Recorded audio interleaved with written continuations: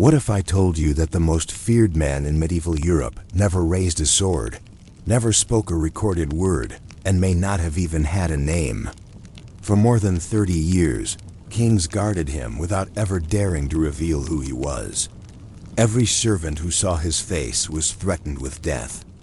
Every scrap of his clothing was burned. Even after he died, officials erased every trace of his existence. So who was he? A royal twin?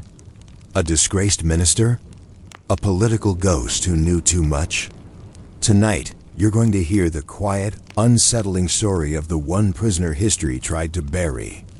And failed. No name. No face. No recorded voice. Yet for more than 3 centuries, whispers of his presence moved like a chill through the corridors of European power. He appeared in no official portraits, signed no letters, and left behind no trace of family or origin. He was never called by a proper name, only by titles given to him by his captors.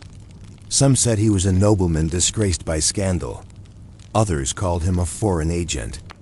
A few claimed he was a prince, and still others swore, in hushed tones over winter tavern fires, that he was the twin brother of the King of France.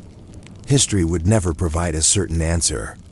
It would only provide a prison cell, a mask, and silence. He entered the annals of recorded history in 1669, not under his own name, but by the words of the officials who guarded him. He arrived at the fortress of Pignerol, a remote and imposing prison controlled by the French crown. The man escorting him was Benin d'Auvergne de Saint-Mars, a veteran warden known for his absolute loyalty to the monarchy. Saint-Mars had guarded countless prisoners before, but never one like this.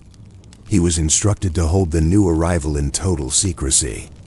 He was to provide him with everything he might need: fine clothing, quality food, writing materials, but he was never to allow him to speak freely to anyone. No one was to learn his past. No one was to learn his name. If he spoke of anything beyond necessity, he was to be killed. The guards were warned that any attempt to learn his identity would result in severe punishment. When food was delivered, he turned away his face. When physicians visited, they were blindfolded first. His sheets were burned regularly to prevent messages being smuggled. Every scrap of writing that left his cell was carefully inspected, and when he walked, he covered his features with a mask not of iron at first, but of black velvet. It was not armor. It was erasure. Over the years, other prisoners came and went from Pignerol. Some were political dissidents, others financial criminals, a few disgraced nobles. But none were treated as carefully as the nameless one. Most prisoners spoke of their pasts with pride or regret. He never offered a word. He was neither violent nor rebellious. He did not beg for mercy or protest injustice. He obeyed the rules of silence so absolutely that guards spoke of him with unease. It was not submission they saw in him. It was resolve. In 1679, Saint-Mars was transferred to a new post-exiles fort, an island prison off the Italian coast. The mysterious prisoner was transferred with him. The same instructions were issued. The same precautions were taken. The mask, by many accounts, became more rigid. Some later reports would claim that it had been replaced with one made of iron, hinged at the jaw, lined with cloth to prevent discomfort, but unremovable without tools. Whether this mask truly existed or was an embellishment added later remains debated. But the effect was the same. He was forbidden to face. Saint-Mars maintained his charge for decades. Wherever he went, the masked prisoner followed. The routines were rigid. The prisoner's meals were brought at fixed hours, always by trusted men. His chamber was cleaned in his absence. He was allowed to walk in the courtyard, but only when others were locked indoors. When tools were needed for maintenance, he was removed from sight until workers left. The mask, whatever it was made of, became legend not because of its material, but because of what it represented: an identity carefully buried by the state. Why would a government, even a secretive one, go to such lengths to bury a man's name? Historians would later speculate endlessly. Some said he was a disgraced minister who knew too much. Others whispered he was a foreign noble who had betrayed his homeland. A few believed he was the illegitimate brother or rightful heir of King Louis XIV. If true, his existence would have destabilized France more thoroughly than any war. A nameless prisoner was easier to erase than a disputed lineage. In 1698, Saint Mars was once again promoted, this time to the governorship of the Bastille, the most infamous prison in France. And once again, he brought the masked man with him. Now older, slower in movement, but still impeccably kept. He was given decent furniture, silver utensils, and fresh linen. He lived more comfortably than many free citizens. But comfort is not freedom. The Bastille, unlike Pignerol or exiles, was not isolated. It stood in the heart of Paris. Rumors spread like frost over rooftops. Prison guards spoke to tavern keepers. Clerks spoke to friends. The story of the man in the mask entered the streets. Some claimed he was a dark sorcerer. Others said he was a lover of the queen. One pamphlet even claimed he was an English lord who had attempted to assassinate the king. Every storyteller added their own detail. None could prove a thing. Visitors to the Bastille sometimes caught glimpses of him.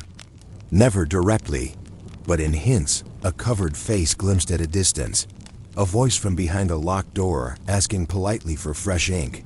A physician remarking that his patient was courteous and well-educated. He was not mad.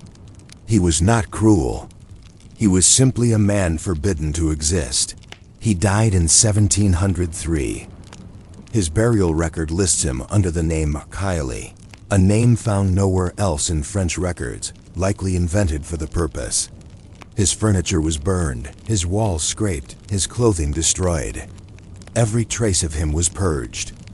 Even his cell number was changed, yet his silence echoed louder after his death than his life ever had. The century that followed loved mysteries, and none offered more room for speculation than a man erased by royal decree. Philosophers wrote about him. Playwrights imagined his past. Voltaire himself claimed that the prisoner was the brother of Louis XIV, imprisoned to secure the king's throne. Others argued that he was the real father of the king, that the queen had been unfaithful, and the resulting scandal had to be hidden. Still others claimed he was a powerful minister who knew too much of state secrets. There were dozens of theories, each confident, each mutually contradictory.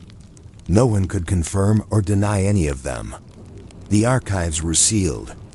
Letters that might have contained answers were lost or destroyed.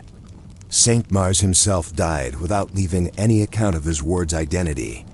He had been loyal to the end. It is possible that the masked man was no one important. Perhaps he was a low-ranking official caught in a web of accusations. Perhaps he was merely a scapegoat. History often buries names without ceremony. But if that were so, why the mask? Why the silence? Why the fire that consumed his belongings as though they carried contagion? Some historians argue that his anonymity is more significant than any true identity. His power lay in the fact that he could not be known. He was a threat not because of who he was, but because of what he represented, knowledge that someone, somewhere, had tried to erase.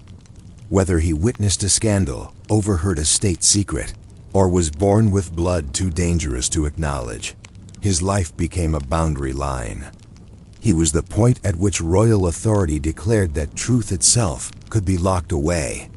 Centuries later, writers like Alexandre Dumas would immortalize the legend in novels, transforming the masked prisoner into a tragic royal figure.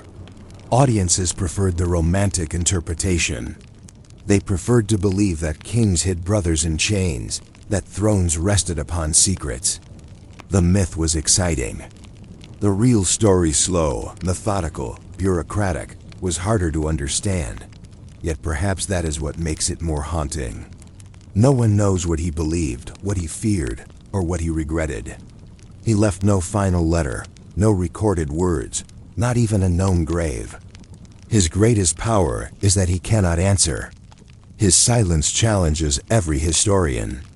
His mask reflects not his face, but ours. In a world where every powerful figure sought legacy, he left none. And yet he is remembered more vividly than most kings. No armies were commanded by him. No laws were signed in his name. And yet his shadow passes through books, films, classrooms, and whispered conversations. The courts that hid him have crumbled. The men who ordered his imprisonment are long forgotten. But the prisoner without a name remains. Perhaps that is why his story lingers, not because of what it reveals, but because of what it refuses to. Can a person truly be erased?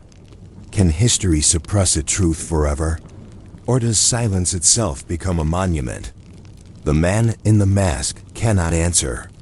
That may be the point, and if you're still awake or just drifting off, I want to thank you for spending these quiet moments with me here at Quiet Boring Sleep. If stories like this help you unwind, it would mean a lot if you tap the like button and subscribe to the channel. It's a small click for you, but it helps me keep making more slow, peaceful histories to tuck you in at night. Sleep well. And I'll be waiting for you in the next story. Good night.